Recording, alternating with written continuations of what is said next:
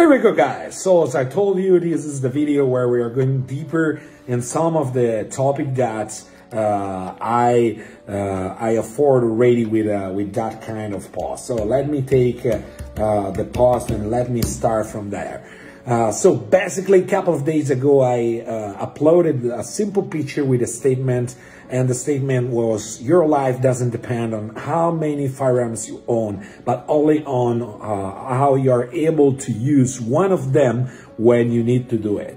So this is something, in my opinion, that is clear and makes perfectly sense, because and as me, everyone that's worked with the firearms in the proper way, or knows what means to carry a firearms or to work with the firearms, it's know this statement very clear. But after these pictures, we had tons of comments, like 1,000 comments, and different ideas, different positions, some for lack. And most of the people, they have a clear ideas about where about the point, but was another point was inside the caption I wrote for these pictures, where I talked about the ratio that should be between the purchase and the training, and I talked about 1 to 10. So for each dollar you spend for a defensive platform, you should spend $10 in terms of training yourself,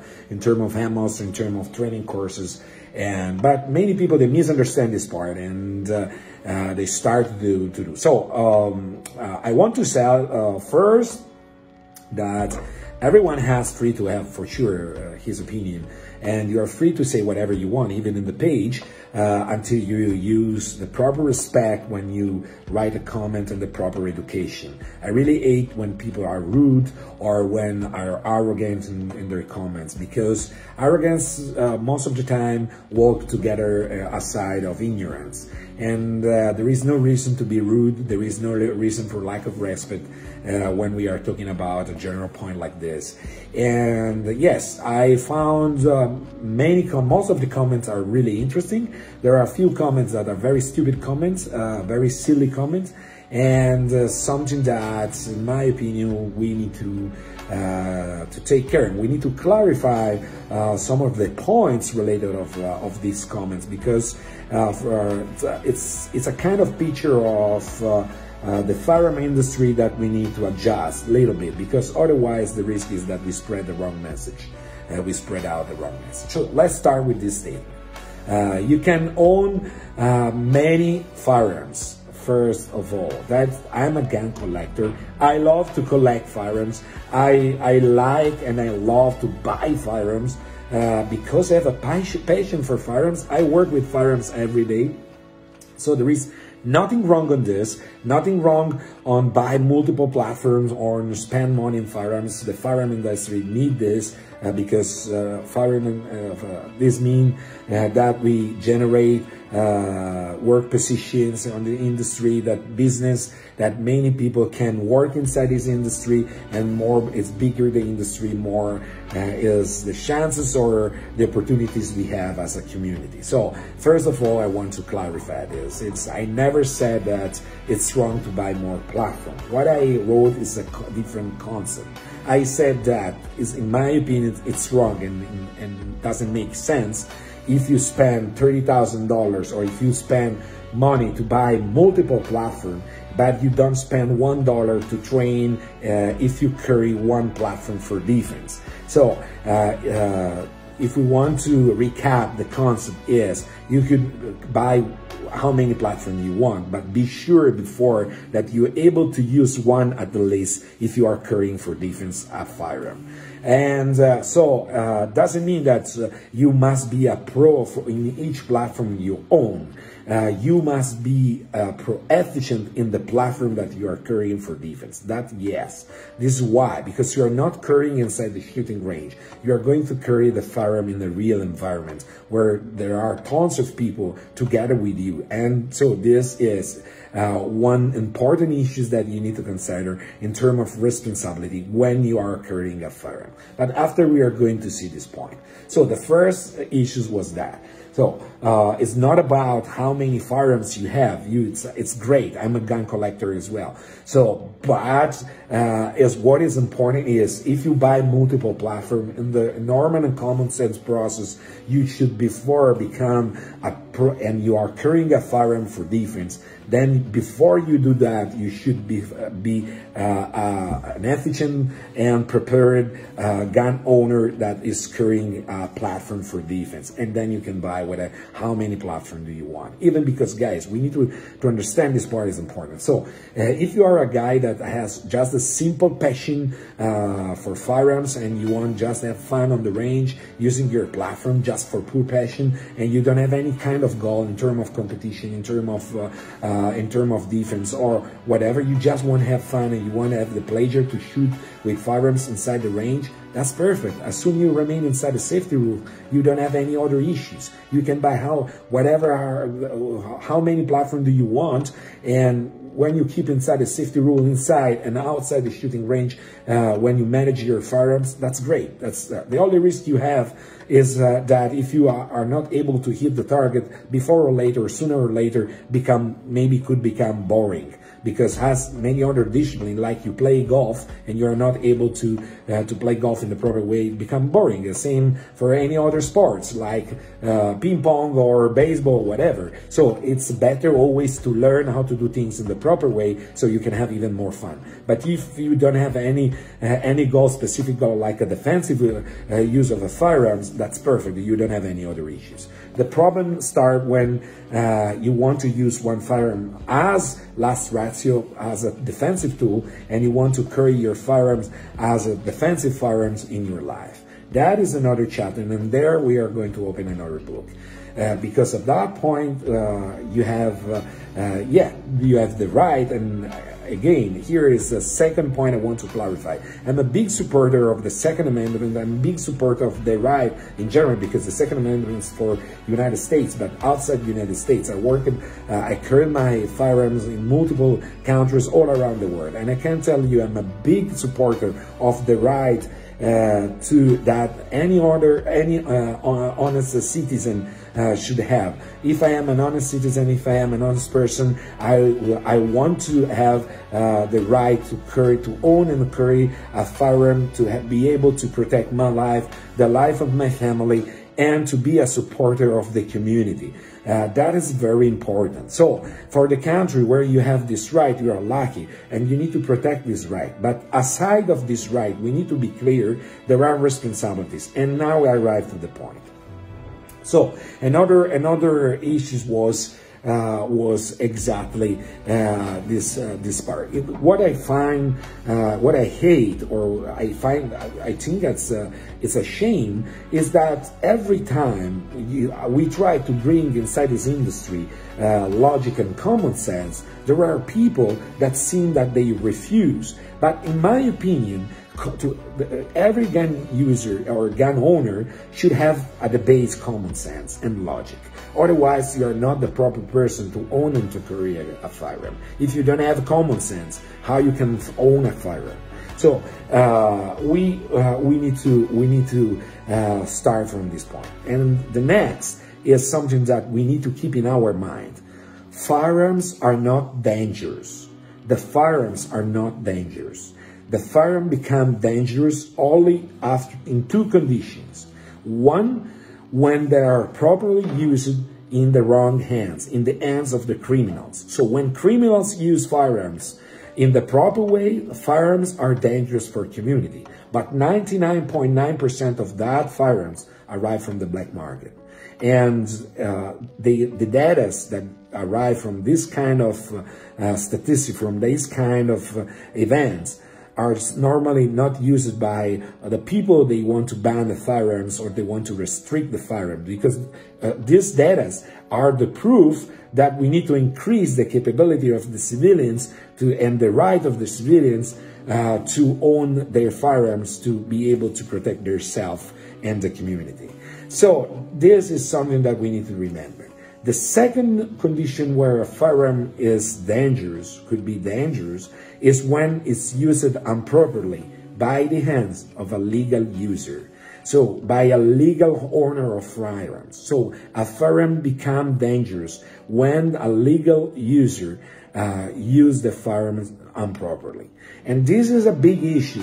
Why? Because this is exactly the number, the statistic, the data they are looking for. They are looking for to prove that firearms are dangerous, that firearms, the legal users are dangerous for the community. So remember, all the genius that wrote on some stupid comments there, I want to recommend them to read again the comments and understand this. Which is the message you want to spread out of the community? Which is the message you want to spread if someone that is anti-gun is going to read what you wrote there? You wrote something that sometimes in some comments it's really something that I need to be worrying. You know, it's something that you should be worrying about. Why? Because we need to understand that the best weapon we can provide in the hands of the anti-gun or the gun ban community is a legal owner that is not able to use a firearm in the proper way or use a firearm improperly, generating a collateral, generating bad statistics. That is what it is. Even if our few cases, every cases make a big echo inside the community. So we need to pay attention. And every gun owner and everyone, especially the people that they are carry a firearm, they need to understand that when they carry a firearm, they have a huge responsibilities, not only for themselves, but for the entire community, for the entire firearms community, and for the society, because they're going to carry a firearm in a real environment, so around people. And around people, there are people that are agree on firearms and people that are not agree on firearms. So we need to spread the proper message outside. We need to show that we have common sense, that we know perfectly, we are aware about the responsibilities that are aside of the right to carry a firearm, to own a firearm, and we are persons with the head on the shoulders, and not the opposite. So, talking about this, we arrive immediately to the main point. And I want to arrive and discuss about the main point. What means for us to carry a firearm? So I want to use another example before I arrive straight on the center of the problem. So let's say that in many other field of application or disciplines like a sport, let's use a sport, let's use the athletes as an example, right? So we can have multiple disciplines, from the swimmers, from golf players, tennis players, or American football players, or competitive shooters, or people that play ping pong, whatever. If they train, even if it's a simple hobby, and are not a professional athlete, so not only the professional athlete, I'm talking about people that normally have another job, but they have a hobby to compete in some discipline.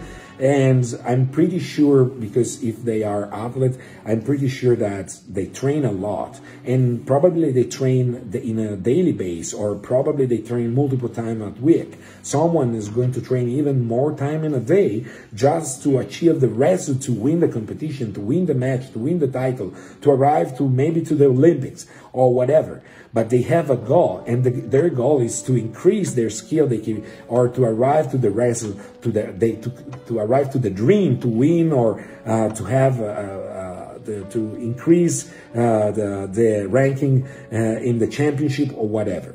And with this kind of goal, they train in a daily, regular base or a weekly base, but they train a lot. But which is the risk that they need to afford in their competition, their discipline? It's depend about the discipline, but basically they don't have risk. The risk is that you're going to lose the match. The risk is that you're going to have your name in the lower part of the ranking at the end of the competition or the championship. The risk is that you fail. The risk is that you spend a lot of energy, money, sacrifices, and all the stuff, and you don't arrive to your goal. That is the risk, no more than this. And what happened, for example, if we need to translate this in terms of competitive shooters, which is the risk for a competitive shooter that is going to miss during a competition?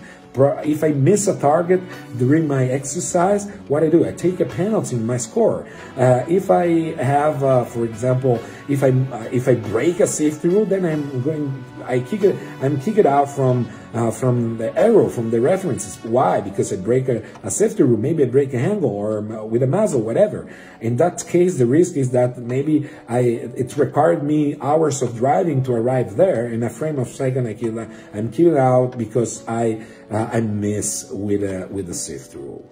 That is the risk. And this works from not professional athletes arriving from the top level athletes.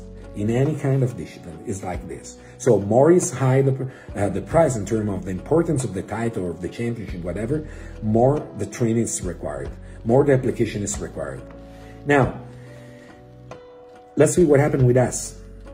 When we use a firearm, we know perfectly that we are allowed to use a firearm as last ratio when our life or the life of our families, members, or the life of someone else around us. If I am a police officer, the life of my colleague or the life of one of people of the community is in danger. Then I'm authorized to use a firearm to defend my life, to defend their life, to defend the life of someone else. So we can say that we are allowed to use firearms to protect life or to defend life. This means that the day that we are going to use a firearm in a real context is going to be the day where we are going to compete for our life or for a life. I repeat, because maybe many people, they don't understand this point. The day that we use a firearm in a real contest is because we are competing for our life or for a life of someone else. So the prize that we have is a life. It's not a cap. It's not a title or not money. It's our life. If we miss that competition, we are going to die. Period. We are die. Or someone else is going to die. Period. And we have only one chance, one try. We can't repeat as we do in training. We can't say, hey, no. Let me do again. And even if we did everything, even if we did before everything in the perfect way, we trained a lot, we are prepared, we did the best to arrive at that moment as prepared as more as we can, we have no warranties that we are going to win that competition because there are too many variables and shit happens. Maybe that day for the first time after thousands and thousands of reps, I'm going to grab my t-shirt or my shirt together with my firearm and I'm going to lose my firearm. Something that never happened before in training, but happened that day. Or maybe that day, I'm going to slick and I fall down. Or maybe many other variables. I can't know, but they have no warranties. And this is the reason why people die in a gunfight. And this is why the gunfight is unpredictable. It's a kind of event that nobody can teach you how to afford. Because there are too many variables that can go wrong. And they can change completely the conditions or the priorities. But what we need to understand is, we are going to compete for our life. So, we are the best competitive athletes in the world because carrying a firearms, we know that in any moment, any time, anywhere, and this is another big problem. You know the big difference and the big disadvantage we have between the professional athlete, the top level athlete in the world, that they know perfectly the days of their match. They know when they have competitions. They know how much time they have to arrive prepared. We don't. We don't know where. We don't know how. We don't know when. Someone else is going to decide this for us. The only choice we have is what we can choose. Arrive at that day prepared or arrive at that day unprepared. It's up to us. But when we understood that we are competing for our life that day, I want to ask you, there is something that is more valuable than this, than your life or the life of someone else? There is something that has more value than this? There is a motivation that could be bigger than this? And you want to tell me that assuming this condition, that we are competing for our life, and we need to do our best performances, anytime, anywhere, for a length of time that is unknown. But what we know is that I'm going to do I need to do my best performances under the highest level of stress that I ever had. Because whatever I'm going to do in training, for sure, I never had the fear of death. Something that I could have in the real contest. Because I perfectly know that if I miss something, I'm going to die. So, that day, I need to do my best performances under the highest level of stress. And you want to tell me that to do this is enough to train few times in 1 year. Is enough to shoot few thousand rounds in 1 year. Is enough to do some dry fire, some draw, as someone wrote. I just do some draws, I just do some dry fire, and I just shoot few thousand rounds in 1 year. And you think that this is the value that you want to give to your life, right? This is the value that you want to give to your life. And you want to tell me as a firearm instructor, as a firearm trainer, that this is a correct mindset that should have someone that own and carry a firearm. No, it's not. It's deeply wrong. This is a shame. If you have this kind of mindset, you should not carry a firearm because you are the dangerous. You're a danger for the community. You're a danger for yourself. And you need to understand that, you know what?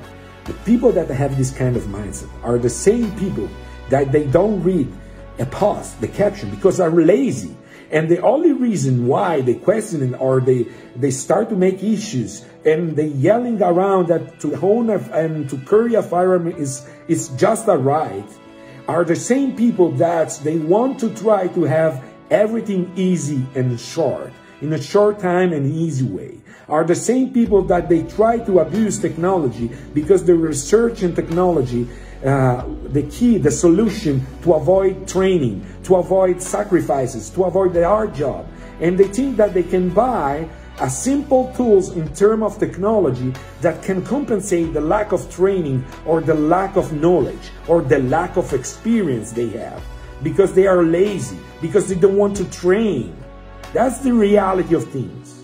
So stop to lie to yourself. Stop to cheat to yourself, because you are not cheating to the community. You are not cheating to the system. You are not cheating to your friend. You are cheating with yourself.